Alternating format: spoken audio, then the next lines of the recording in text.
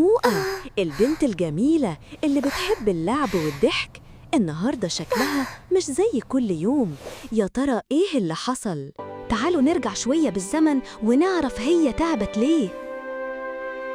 موقع ساعات تنسى تغسل أسنانها وتفتكر إنها مش مهمة، وكمان كانت بتتأخر في النوم وتصحى متأخر جداً لدرجة إن اليوم بيضيع منها.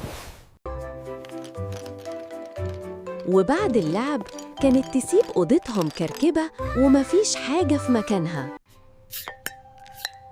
وكانت دايماً بتفضل المشروبات الغازية وتنسى تشرب المية. ومع الوقت بقت تحس إنها مش قادرة تركز حتى وهي بتذاكر. كان معايا شوكولاتة من امبارح في التلاجة، هخلص مذاكرة وأقوم أكلها. أنا خلصت، أما أقوم أكل الشوكولاتة دلوقتي. وبدل ما تفطر أكل صحي كانت تاكل شوكولاتة وحلويات، وكمان ما كانتش بتغسل إيديها بعد اللعب.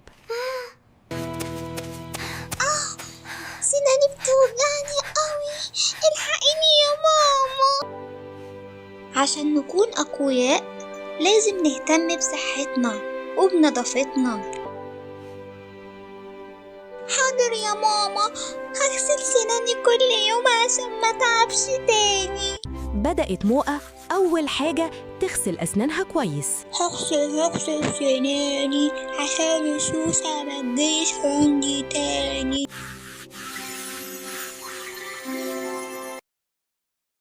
لما بدأت تنظم وقتها وتصحى بدري يومها بقى مليان نشاط.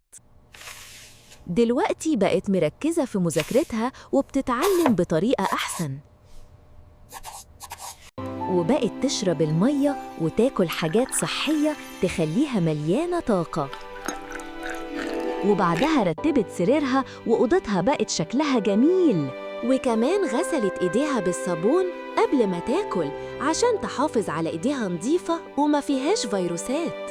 وأكلت فواكه وخضار صحي يخليها قوية ونشيطة وتقدر تلعب وتذاكر وتكون أشطر بنوتة.